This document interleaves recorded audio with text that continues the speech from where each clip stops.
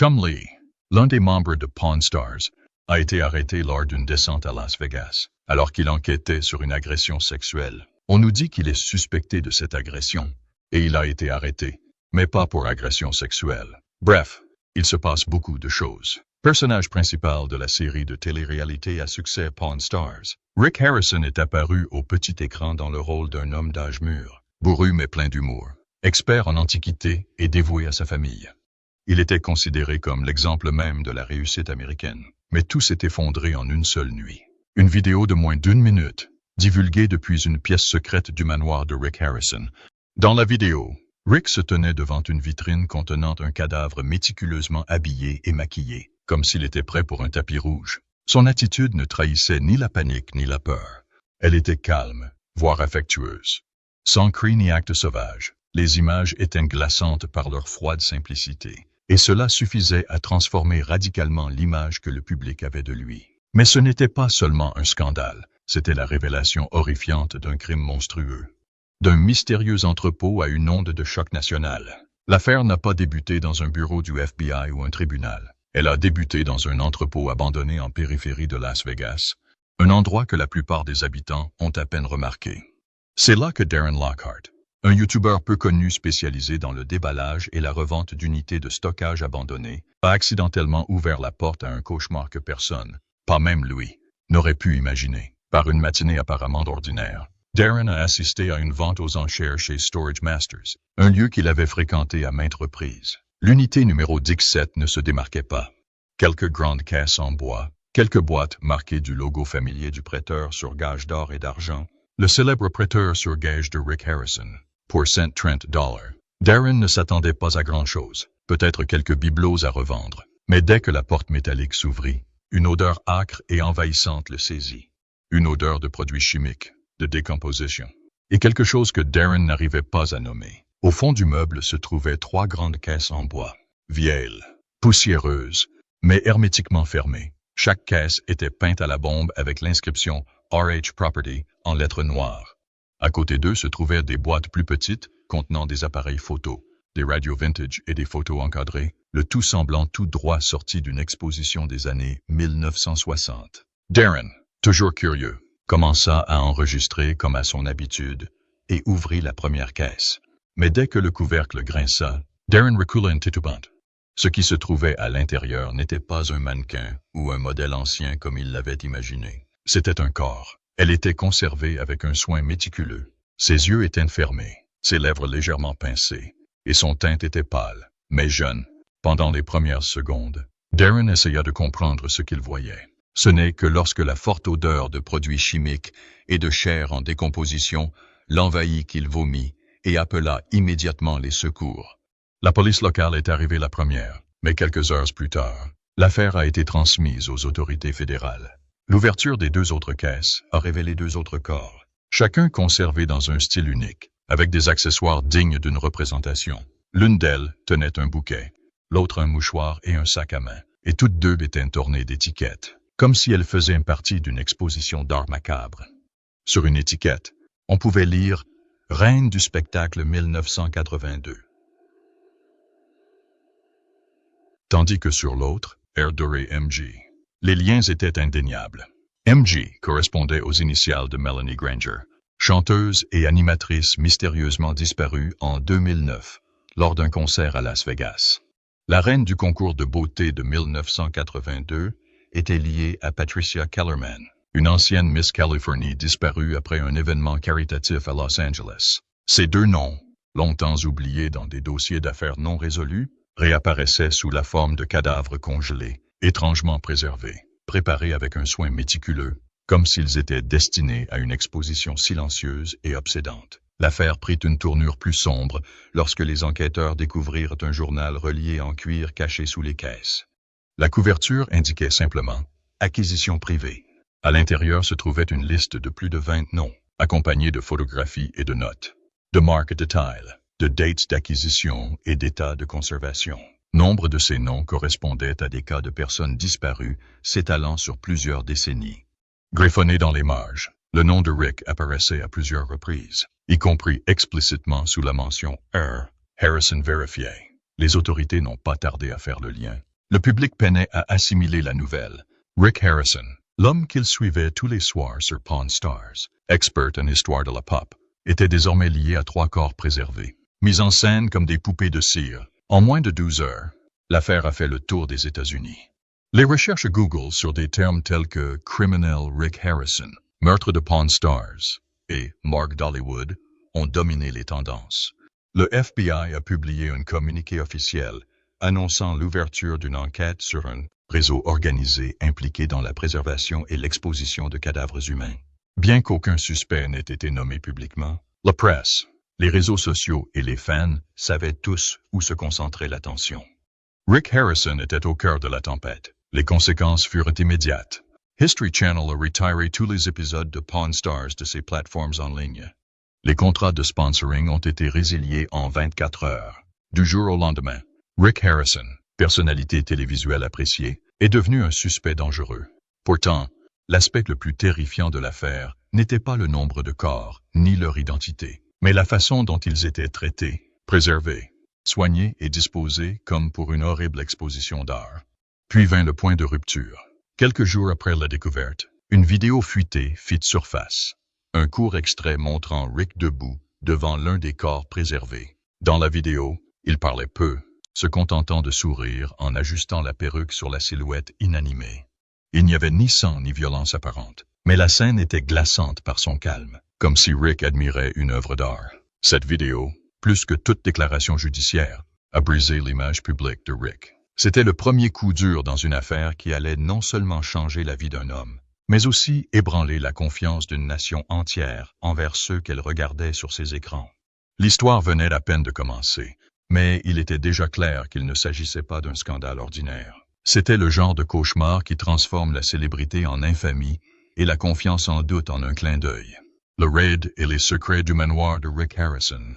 3 jours après la diffusion virale d'une vidéo du domicile de Rick Harrison sur les réseaux sociaux, le FBI a lancé une vaste opération de perquisition dans sa demeure, située dans une résidence fermée et isolée en périphérie de Las Vegas. Ce n'était pas une maison ordinaire. Rick vivait dans une vaste propriété de 800 mètres carrés, entourée de hauts murs et d'une végétation luxuriante, complètement coupée du monde extérieur. Lors de précédentes apparitions télévisées, Rick avait fièrement présenté sa maison comme un symbole du rêve américain, une maison qu'il avait construite de toutes pièces. Personne ne se doutait que derrière ces murs fortifiés se cachait un secret qui allait bouleverser la nation entière. Le raid commença à 5h17, mené par l'Unité fédérale des crimes spéciaux. Une équipe de 14 agents, travaillant aux côtés de spécialistes de la police scientifique et d'experts numériques, a mené l'opération en vertu d'un mandat de perquisition d'urgence approuvé quelques heures auparavant. En moins de 9 minutes, Rick a été appréhendé dans le couloir principal, pris au dépourvu et à peine vêtu. Il n'aurait réussi qu'à balbutier une question, à plusieurs reprises. Que se passe-t-il? Comme si le tourbillon des événements extérieurs ne le concernait pas. Mais l'attention n'était pas centrée sur Rick, mais sur ce qu'il avait caché à l'intérieur. Le manoir était divisé en plusieurs espaces. Un salon luxueux, une bibliothèque de style vintage et un immense garage. Mais tout cela n'était qu'une façade.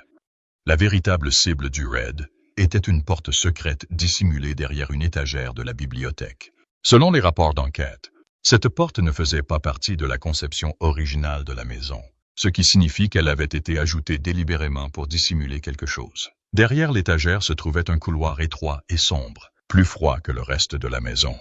Une ampoule vacillante était suspendue au plafond et une légère odeur de produits chimiques flottait dans l'air. Au bout du couloir se trouvait une porte en acier sécurisée par un clavier électronique et une serrure biométrique. À l'ouverture, la scène à l'intérieur a figé certains agents. L'un d'eux raconta plus tard « J'ai déjà vu des scènes de meurtre, mais là, on aurait dit une morgue conçue par un fou obsédé par l'art. Ce n'était ni une réserve, ni un simple réfrigérateur. C'était un espace méticuleusement conçu pour ressembler à un musée de la mort. Les 4 murs étaient tapissés de congélateurs industriels, chaque tiroir portant un nom, une date et des notes, telles que S. Grant, prêt à être exposé, ou Roos, préparation incomplète. Certains corps étaient encore à l'intérieur des congélateurs, tandis que d'autres étaient exposés dans des vitrines, vêtus de robes de soirée, de talon haut, et même maquillés et portant des lunettes de soleil. La scène rappelait un film de science-fiction, mais elle était terriblement réelle.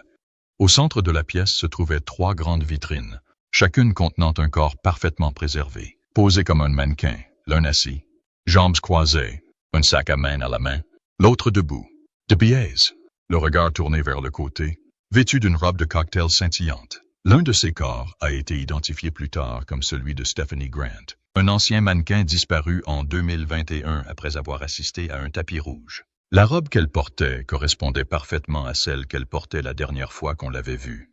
Autour des corps se trouvaient des caméras de sécurité, des disques durs remplis de données et d'innombrables notes manuscrites. Certains lisaient « Coiffure terminée »,« Besoin de blush »,« Parfum »,« Vanille légère choisie »,« Yeux posés ». Revérification sur 517. Dans un coin de la pièce se trouvait un poste de travail équipé de seringues, de scalpels, de pinceaux à maquillage, de coton-tige et de produits d'embaumement. Une liste détaillée a été découverte, contenant près de 30 noms, statuts de conservation et remarques personnelles, tels que beau sourire, ne convient pas à la lumière blanche et mérite d'être au centre. Ce qui a perturbé les psychologues légistes, ce n'était pas seulement la conservation, mais la mise en scène. Chaque corps était traité comme une œuvre d'art, soigneusement exposée avec une intention délibérée.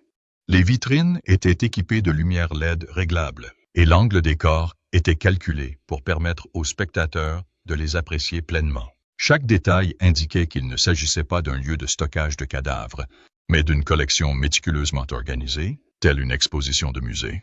La découverte la plus effrayante fut un ordinateur portable trouvé à proximité, contenant un dossier intitulé Collection Hollywood. À l'intérieur se trouvaient des centaines de photos, de vidéos et des descriptions détaillées de chaque corps.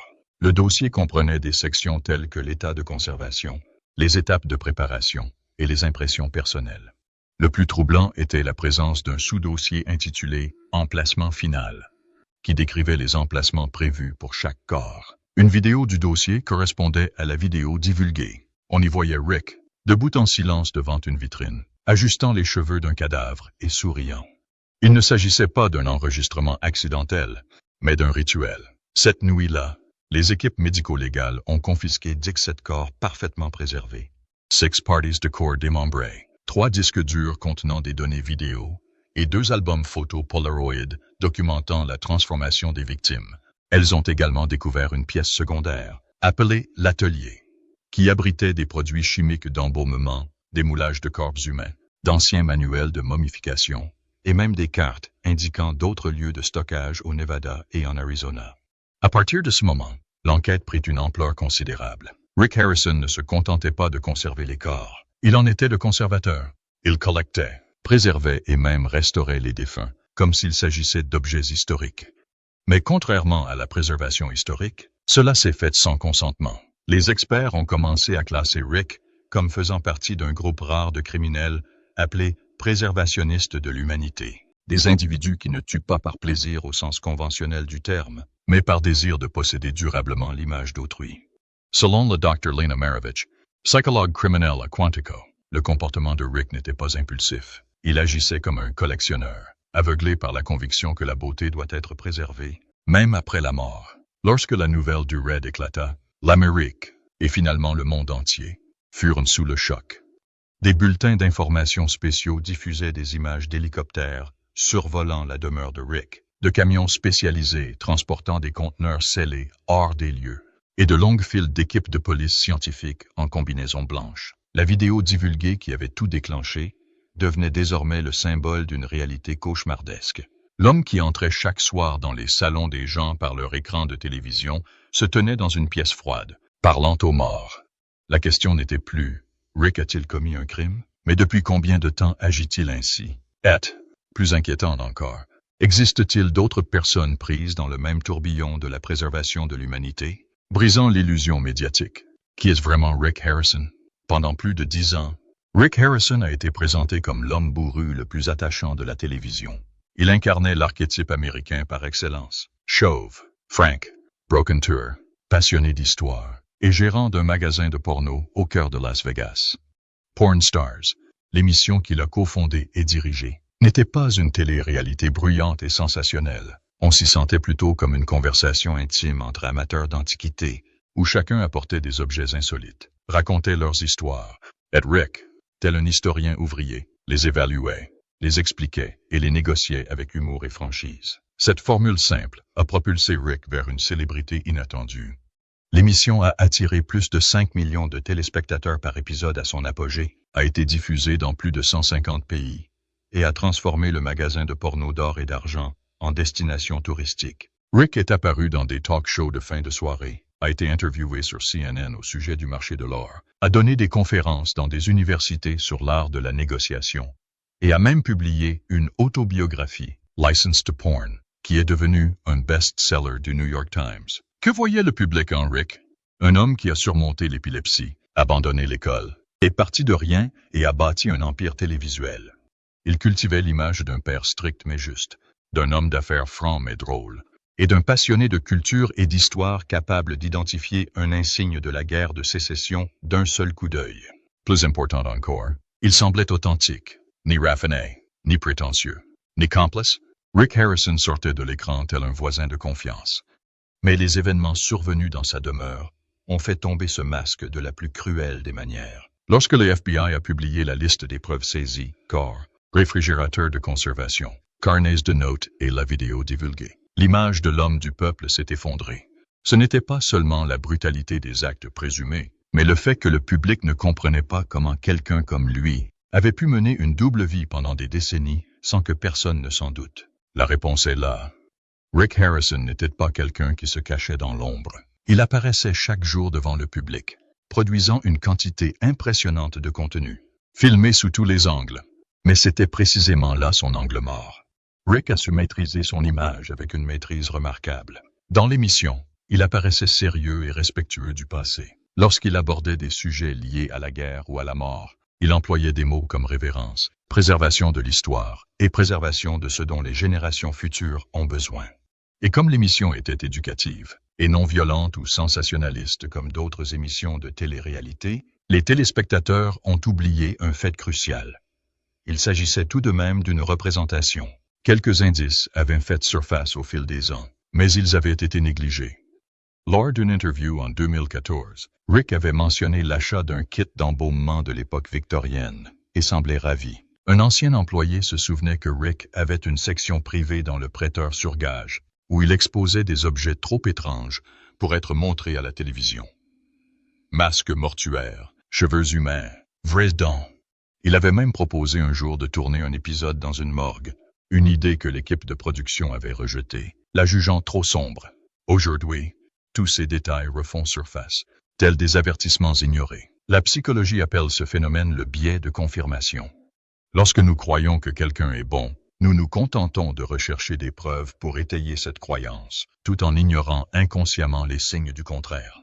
Rick Harrison est devenu victime, ou plutôt bénéficiaire, du personnage qu'il s'était forgé. Il faut aussi reconnaître que les médias ont joué un rôle important dans la protection de ce masque. Rick était un chouchou de la télévision câblée. Son émission générait des revenus colossaux, évitait la controverse et était facile à diffuser aux heures de grande écoute. Aucune chaîne ne voulait contrarier sa star. Ainsi, lorsque des rumeurs ont circulé sur l'excentricité de Rick ou sa fascination morbide pour les objets liés à la mort, la presse les a traités comme des anecdotes insolites, sans véritable enquête. Le public, habitué à voir Rick à la télévision, n'avait aucune raison de douter de lui. Il n'était impliqué dans aucun scandale de liaison, de conduite en état d'ivresse ou de fraude financière. Au contraire, il a fait des dons à des œuvres caritatives, financé les frais de scolarité d'enfants défavorisés et reçu des félicitations de la ville de Las Vegas pour sa contribution à la culture locale. Le contraste saisissant entre ses réalisations publiques et la vérité cachée a suscité chez les gens un sentiment de colère, mais aussi de trahison. Rick Harrison n'était pas seulement quelqu'un qui aurait commis des actes horribles. Il était le symbole d'une réussite particulière, et c'est pourquoi cette affaire est si choquante. Nous n'avons pas seulement perdu une personnalité de la télévision. Nous avons perdu la conviction que ce que nous voyons à l'écran, ce que nous ressentons à travers les médias, est réel.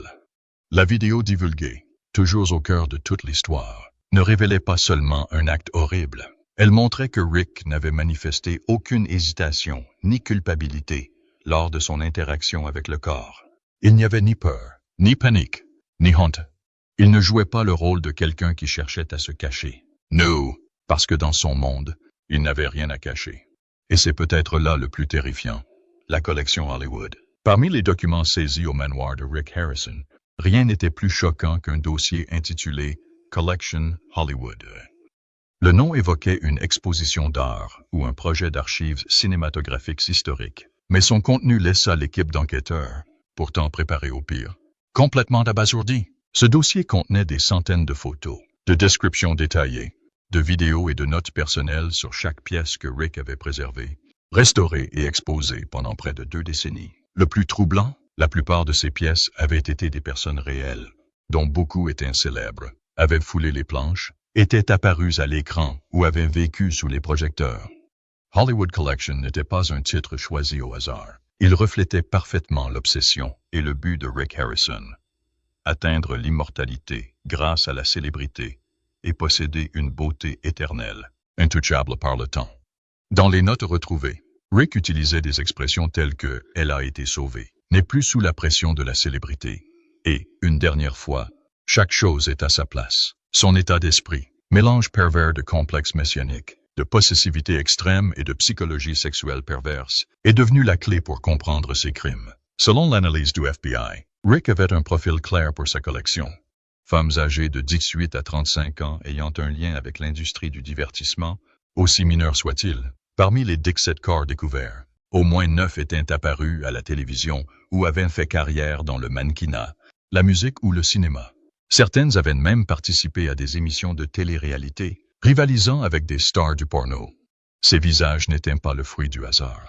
Ils représentaient ce que Rick décrivait comme une célébrité passée ou une beauté oubliée, qu'il voyait comme une occasion de préserver à jamais. Dans le dossier de la collection Hollywood, les victimes étaient classées par année d'acquisition, état de conservation et catégorie esthétique. Rick a créé des classifications telles que l'âge d'or, la reine des concours de beauté, l'actrice muette et la musicienne disparue. Il y avait aussi des étiquettes plus subjectives comme le sourire innocent et les yeux fixes. Il ne s'agissait pas simplement d'un système de stockage. C'est ainsi que Rick transformait chaque personne en symbole, la dépouillant de son humanité au profit d'un rôle dans sa vision macabre. Tel un conservateur d'art, il classait ses victimes en fonction des émotions qu'elles suscitaient plutôt que de leur véritable identité. Un document remarquable était un catalogue imprimé intitulé Preservation Series, Vol. 1. Il présentait des photos retouchées avec une esthétique vintage, accompagnées de brèves biographies évoquant une exposition d'art. Sous chaque image se trouvait une légende glaçante, telle que « Elle était autrefois la lumière de la scène, aujourd'hui préservée, immortelle sous la lumière froide. » Ou bien « La robe du soir me revient et je choisis de la garder pour toujours. » Le langage de Rick était froid, raffiné et d'une poésie envoûtante, reflet d'une idéologie profondément perverse, où les êtres humains n'étaient que des instruments au service de sa définition de la beauté. Le caractère systématique de la collecte a conduit les enquêteurs à penser que les actions de Rick étaient loin d'être impulsives. Tout avait été planifié et exécuté avec minutie. Des enregistrements audio retrouvés dans les dossiers ont révélé que Rick parlait aux cadavres comme s'ils étaient de vieux amis. Il murmura leur nom, disant des choses comme « Tu n'as plus besoin de te forcer à sourire. Ces lumières ne s'éteindront pas, et je te garderai comme tu devrais être. » Ces mots montraient que Rick ne se contentait pas de préserver les corps. Il créait une réalité dans laquelle les victimes devenaient une partie intégrante.